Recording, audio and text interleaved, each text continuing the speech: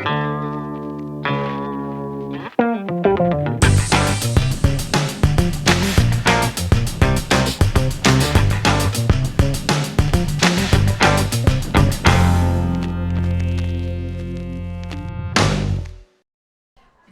alors je suis très heureuse évidemment d'accueillir Franck Thiès. Bonjour Franck. Bonjour. Franck est un de nos grands auteurs de polar français. C'est vrai que la veine du polar français aujourd'hui est très très riche, il faut le reconnaître, avec des femmes notamment étonnantes, et Franck Thiès. Voilà, donc il y a énormément il faut lire absolument tout. Le dernier, c'est un peu une série en double, quoi, Angor et Pandémia. Pandémia qui vient de sortir, qui est sortie il y a quelques jours. Donc une histoire qui pourrait être réelle sur le bioterrorisme, sur le danger de tout ce que la médecine et le terrorisme, la façon dont ça peut être mêlé. Alors ce qui est très intéressant, pour moi qui suis médecin et journaliste médical, c'est à quel point tout ça est extrêmement réel. C'est bien ça qui fait peur. Et déjà, Franck, vous avez beaucoup travaillé avec l'Institut Pasteur pour arriver à comprendre tout ça. Oui, c'est vrai que j'ai beaucoup travaillé avec les chercheurs de l'Institut Pasteur de Lille. Il y en a deux en France, l'Institut Pasteur, il y en a un à Paris et un à Lille. Moi, je suis du Nord, donc j'étais au plus proche. Ça, on le sait, tout se passe dans le Nord. Voilà, exactement. Et donc oui, alors l'idée du virus, c'est une idée que j'avais un peu en tête, mais j'ai eu l'occasion de visiter un peu par hasard, on va dire, l'Institut Pasteur de Lille. On me propose de visiter les laboratoires, de rencontrer les chercheurs, donc j'y vais. Et puis c'est vrai que d'avoir discuté avec eux, d'avoir pu voir les lieux, de m'être rendu compte en fait qu'il y a des gens qui traquent les microbes un peu de la même façon que les policiers traquent des assassins. Ça m'a tout de suite vraiment beaucoup parlé. Et je me suis dit, il y a peut-être possibilité vraiment de mêler une histoire de microbes et une histoire très policière, hein, puisqu'on retrouve mes personnages. Et voilà, donc il y a eu un élément déclencheur d'aller là-bas. Et ils ont été très gentils, ils ont été très présents. À chaque fois que j'avais des questions à leur poser, ils répondaient avec beaucoup de professionnalisme évidemment, mais aussi de plaisir. Et ils se sont impliqués dans ce livre. Ils ont relu aussi le livre à la fin pour faire les petites corrections. Donc effectivement, à la fin, on a un roman qui est, comme vous le disiez, très proche de ce qui pourrait arriver dans la réalité. Oui, mais c'est ça qui est assez étonnant, parce que c'est effectivement donc, l'histoire d'un virus encore inconnu qui est distribué. On retrouve donc des animaux morts, et puis on sait que ce virus va être distillé dans l'air à un endroit précis, et c'est un virus qu'on ne connaît pas, donc on n'a pas la solution.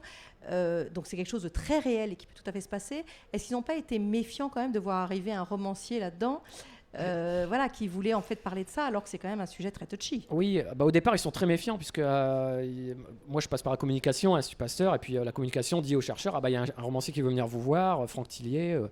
Ils disent on ne connaît pas, qui c'est Franck Tillier. Parce qu'ils sont dans leur laboratoire, derrière leurs éprouvettes. Donc ils ont leur univers, quoi. Ils n'aiment pas trop qu'on pénètre comme ça chez eux. Donc voilà, ils ont cette peur-là, surtout qu'ils ont accès quand même à des données, à des informations confidentielles. Il y a des laboratoires de sécurité, il y a effectivement des recherches sur les virus, le bioterrorisme. Donc c'est des choses dont ils n'aiment pas trop parler. Donc au départ, il y a une méfiance quand même qui était là. Mais quand ils se sont rendus compte que ce qui m'intéressait, c'était vraiment de décrire au mieux finalement leur métier, d'être très précis, d'avoir une vraie démarche un peu journalistique finalement qui est très proche de la réalité. Voilà, ils m'ont un peu ouvert leurs portes.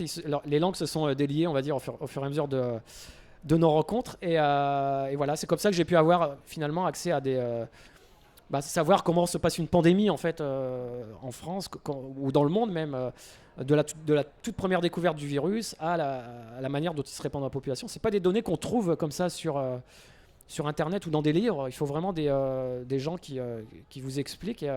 Et donc voilà, et grâce à eux, j'ai pu avoir toute la documentation qui m'était nécessaire pour écrire ce livre. Et alors c'est étonnant parce qu'effectivement la promotion de votre livre s'est fait aussi avec l'Institut Pasteur, donc c'est quand même tout à fait étonnant et rare. Pourquoi on devient, quand on lit ça, romancier et pas médecin ou médecin légiste ou travaillant dans la police scientifique, parce que tout ça c'est votre domaine? Oui, alors c'est vrai que je prends à chaque livre beaucoup de plaisir à creuser ces domaines-là. Finalement, j'assouvis pas des métiers ratés que j'aurais aimé faire, parce qu'à l'époque, quand on a 15, 16 ans, 17 ans, on suit une branche, on sait pas trop finalement, on est tous un peu dans ce cas-là. Et moi, c'était la branche scientifique qui me plaisait, j'ai fait des études d'ingénieur qui m'ont toujours plu. Voilà, je me suis pas orienté vers la branche médicale, j'avais pas de regret finalement de pas être allé par là.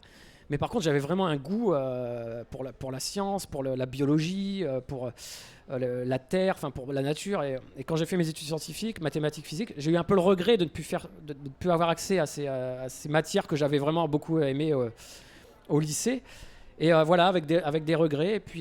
Et donc c'est vrai que quand j'ai commencé à écrire, je me suis dit pourquoi ne pas écrire des histoires où je pourrais justement ramener tout ce que j'ai aimé et justement creuser ces sujets que je n'ai jamais eu le temps de creuser.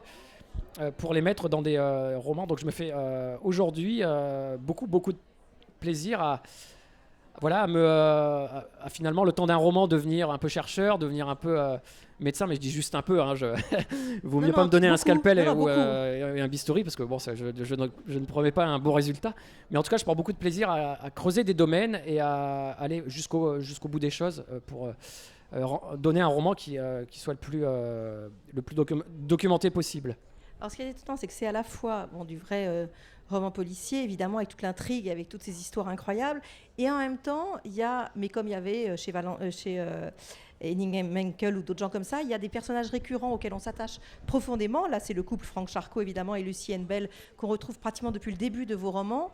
Alors pour la midinette que je suis, moi c'est un vrai rêve, c'est un régal. J'attends de savoir si ça va mieux entre eux, où en sont les enfants, tout. C'est bizarre ce mélange. Oui, alors ça c'est venu au fil de l'écriture. Au départ, dans mes tout premiers livres, j'étais très action et histoire. C'est-à-dire il y a vraiment que traquer l'assassin, les indices, il n'y a que ça qui m'intéressait. La vie personnelle des personnages, finalement, elle était complètement mise de côté. Et je me suis rendu compte au fur et à mesure de l'écriture qu'on avait aussi besoin, en plus de l'histoire, de savoir ce que les personnages ressentaient, de partager un peu leur vie, d'être proche d'eux finalement, parce que c'est ça qui nous donne envie de lire les livres, c'est que on partage les peines et les joies des personnages, et on a envie de les retrouver. Et donc c'est vrai qu'il y en a beaucoup plus aujourd'hui. Les gens qui lisent mes livres me disent pas, à la limite, me disent pas, mais quelle sera la prochaine histoire. Ils disent qu'est-ce qui va arriver au personnage, parce que ça les intéresse autant que ce que je raconte. Et moi-même, je m'y attache beaucoup à mes personnages. Donc c'est un mix des deux. C'est vraiment, il faut trouver dans ce genre-là qui est le roman policier, c'est un ensemble d'équilibres qu'il faut trouver. Donc trouver un équilibre entre l'histoire, la complexité, les personnages, la documentation, c'est tout un ensemble qui fait que ça donne un livre que normalement on a envie de lire jusqu'au bout. Et le prochain sera encore dans le milieu médical ou pas ? Oui, il y en a toujours un peu. Le prochain, pour donner un petit... C'est juste pour être invité au magazine de la santé qui fait du médical, vous inquiétez mais pas. Oui, c'est uniquement pour être invité par Marina. Tout est... le prochain, alors ça ne sera pas avec les personnages, parce qu'il y a eu 2 livres avec eux.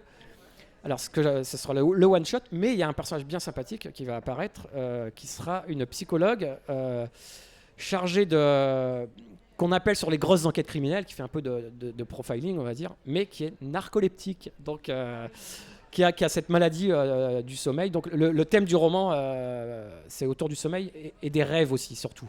La limite entre le rêve et la réalité, parce qu'il y a des gens qui sont, surtout les narcoleptiques, qui sont incapables parfois de discerner le rêve du réel. Donc ça, c'est très intéressant. Mais écoutez, en tout cas, je vous engage. Merci beaucoup, Franck. Je vous engage évidemment à lire Pandémia parce que c'est exceptionnel, mais surtout à lire tout Franck Thiès parce que c'est que du bonheur. Le seul bonheur, c'est que moi je l'ai pas parce que j'ai déjà tout lu, donc c'est énervant. Mais je relis et j'attends le suivant, surtout à chaque fois. Mais c'est que du bonheur. Allez-y. Merci. Merci beaucoup.